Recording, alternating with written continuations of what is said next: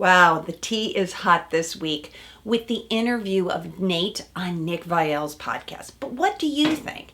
Do you think that the interview helped Nayte restore his public opinion? Or did it do just the opposite, make him look like he's trying to be relevant? Let's discuss.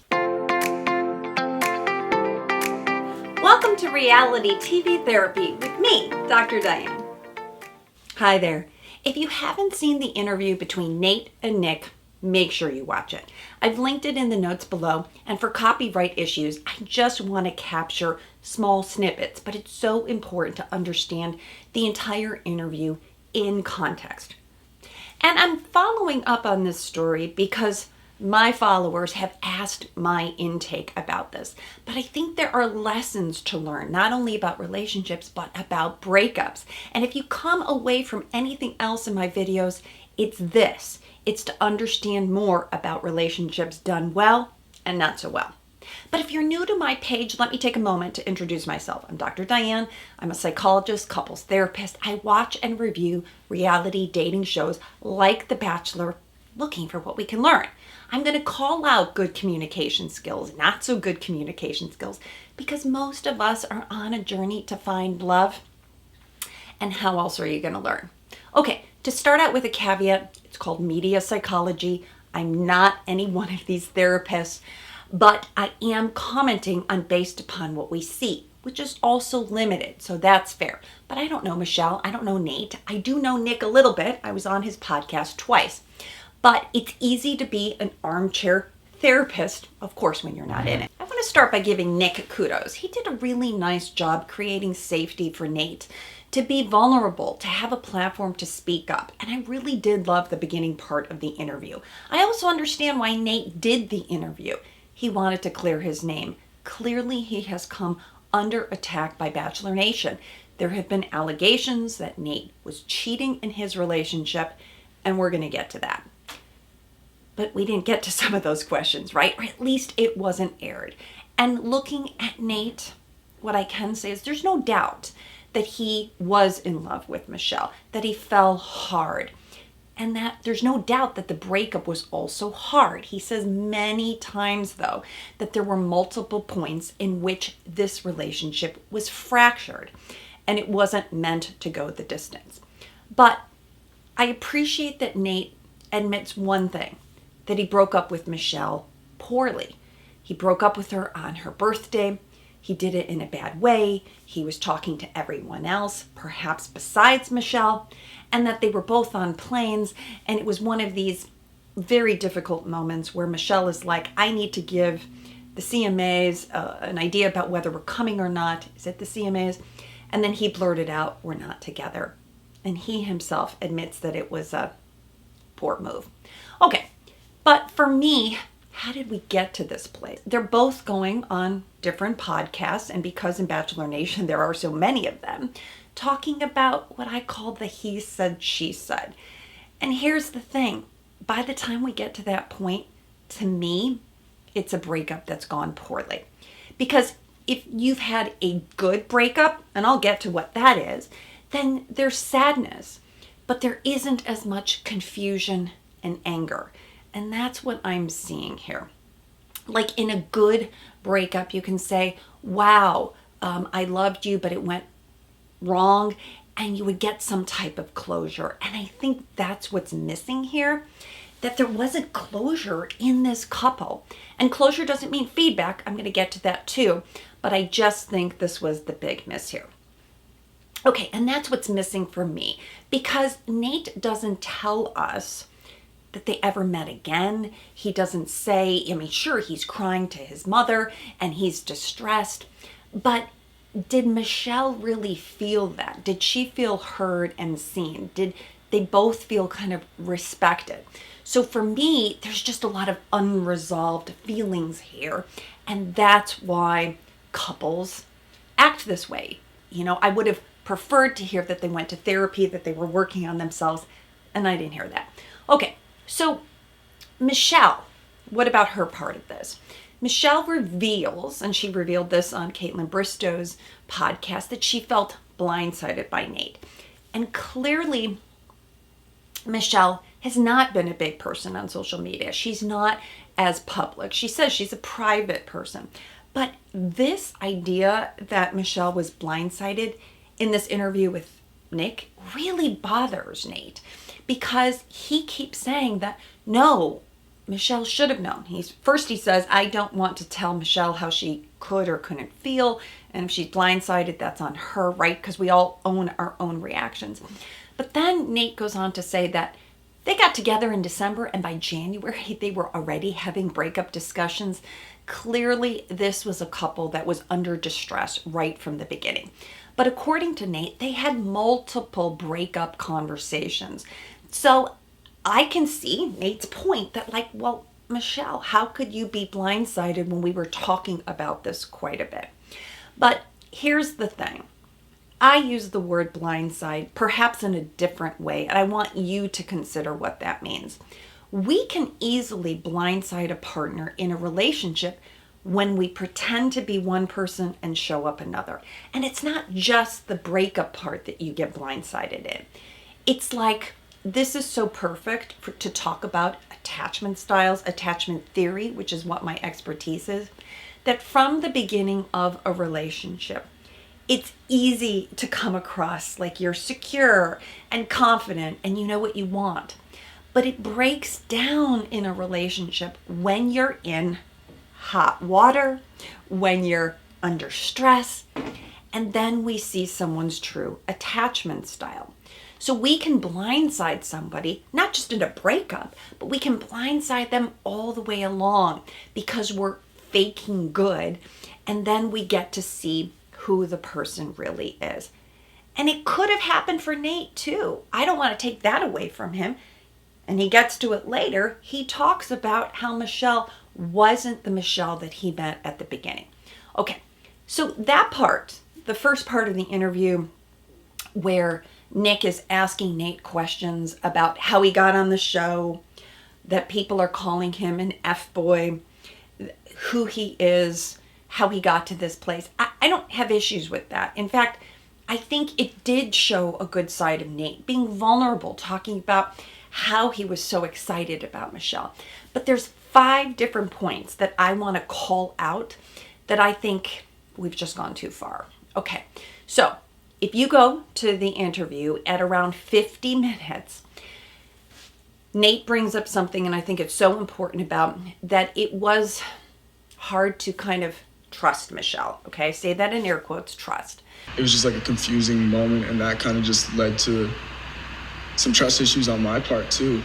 But he spends quite a bit of time talking about this behavior, and I don't want to make too much about it. Okay, so the interaction Nayte talks about was that Michelle was on Instagram. She was DMing Chase Rice. It turns out this popular country western. We saw him. He dated Victoria Fuller. He was on Pilot Pete's season. And there was obviously some kind of interaction. Then Michelle deleted the whole text stream. Did they talk about it? It doesn't sound like they did. So in some ways, this looked sketchy. But for me, I think we're overblowing this. I'm not sure there's much fire here, maybe a little smoke. But for me, as a couple, they should have discussed it, okay? And Michelle wasn't perfect. I also understand maybe it made her uncomfortable and she was deleting the text string because she didn't want Chase Rice to get the wrong opinion. But here's something that I think, again, is missing in this interview. There have been allegations that Nayte was the one who was flirting with other women, that Nayte was out there. And this has been through many comments and lots of DMs. So sometimes we use the word projection. Do you know what that is? So I'm feeling uncomfortable about something and I project it onto you. So maybe I'm the one who's doing some, I don't know, sketchy behaviors, duplicitous behaviors. And now I'm suddenly confronting you that you're the person who I can't trust. So that's kind of like how this felt. And I thought, even if, okay, let's just stop there. Even if that didn't happen, there's enough information here. When Nayte said that they were arguing early on, I'm like, that's not good. We don't even need this whole scenario. I don't need to think that Michelle was with Chase Rice. He said we should get drinks and she shut it down. I mean, I don't even if we didn't have that, I don't think this really adds to the story. But I think somehow Nayte wanted to use this story, and that's what bothers me. Okay, now point two, Nayte brings up this word insecure. I think there was some insecurity in the relationship. I think that played a really big role in the relationship, like some insecurities. Okay, let's talk about that, because I think this is a couple's issue. And if you've watched some of my other videos, you understand something called state versus trait, okay? A trait of being insecure means I have an anxious attachment style, I have an avoidant attachment style, I have my own insecurities from childhood. That's my trait. But state means the couple relationships, the state of the relationship. And some people bring out the best in us, and some people bring out the worst. So insecurity here to me sounds more like a couple's kind of issue. Maybe Michelle did want this relationship to move forward. Clearly there's a lot of pressure on her. And Nayte was pulling back. Was Nayte making Michelle feel more insecure? Or is she insecure as a person? Because I didn't see that, to be honest. I saw Michelle as a very confident, secure person with really good parents, and that's always the key for me. I look at the family dynamics, and I didn't feel that. So to me, that also felt unfair to kind of call her insecure, because when you're not getting what you want from your partner, of course you're going to feel insecure. And even if, let's say, Michelle had some anxious features, okay? And if he's more avoidant and he's pulling back, he's going to make her feel more anxious. Does that make sense? I want you to notice this. This is so important, because in our relationships, as I said, someone can bring out the best or the worst, and it's something to notice. Okay, number 3. Nayte is upset that Michelle blocks him. It's an hour into this video, an hour and 2 minutes. Go to that part. He says how bad it looks on him. But he just broke up with Michelle without meeting with her in person, which would have been better, without really talking it through and without really giving her closure. So whether she didn't know what a block was versus, and it doesn't matter, because I think this, in my mind, is sometimes a normal relationship, and somehow Nayte cared very much that she blocked him. Okay, point number 4. Nick asks Nayte explicitly, do you miss Michelle? Okay, so this is an hour also in, and yeah, Nayte's talking about, we had so much fun, the most fun I've ever had. I miss the Michelle I fell in love with. We were like kids doing science projects, insects, or something like that. But I don't miss the Michelle I broke up with. Now, to me, this feels like an underdeveloped idea about what a relationship actually is. Because if I go back to, as a couples therapist, where do couples have problems? Well, it's not the 80% of the time that your relationship is going well that's a problem, right? It's the 20% of the time that you have conflict that kind of takes up the whole relationship. And you're saying this conflict is what needs to be worked on, not that you need to have more fun. But in a complex relationship, and that's what relationships are, there are going to be good times and there's going to be bad times.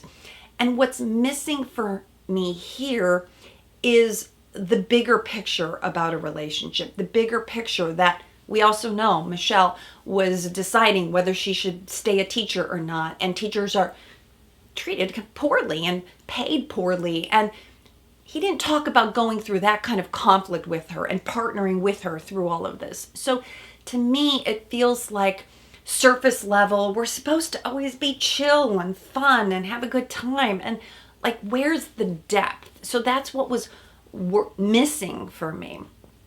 And Nayte did say, and what's missing for me is like, how hard did this couple work on this? I'm not saying Michelle was perfect, right? Nayte went to Minnesota for 1 month, but that's not a lot of time. And I'm just suggesting that as a couple, again, there would be a lot more work to do on this. Of course, God knows, I really think, and I've been a huge advocate for this, we don't need to have therapy on the TV show, but they need a couples therapist to just help them navigate this. These are such hard. You're going from being kind of a nobody, and then all of a sudden people are in your DMs, in your comments, commenting on all of this, and the couple just needs time to regroup and time to actually get to know each other. Okay, that was point number 4. Point number 5. Now, this is something that really bothered me, and I thought this is a very personal thing that I felt was just probably the most damning of all. When an hour and 5 minutes in, Nayte brings up that Michelle was more like a coach. And what he's looking for in a future relationship is somebody more who's like an equal partner. So he tries very hard to soften this. And I don't want to say this about Michelle, but he does. And he wants a partner, again, that's not a coach. So, and people are saying, well, she is a teacher, and sometimes it's hard to turn off that vibe. No different than for me. Sometimes it's hard to turn off the therapist vibe. Who we are does bleed into our relationships. But I think, to me, again, why do that? Like, why that felt like anger, disappointment, hurt. And I just don't understand how we're missing the piece about the relational aspect here. So this is why the best thing we can do in a breakup is take accountability for our actions and recognize that we are bringing out aspects in people. And if I'm maybe being all over the place, then my partner feels like they need to sort of hold me to something. But it's a dynamic between two people. And I just want to say, I think that these two people, Michelle and Nayte, the rest of us, we can observe this. And, people said, oh, Nayte's a red flag. And I said, no, I don't. It's not fair to say if Nayte's ready or not. This could have been his first love and it could have worked out. But pretty early on, we saw a lot of attraction and chemistry between this couple. But the idea is that a lot of couples don't work out. Why? Because in particular, couples who are celebrity couples, the pressure is inordinate on them. Not only are you asked, when are you moving in? When are you moving to Minnesota? Because Michelle was clear on that. She wanted a partner to move there.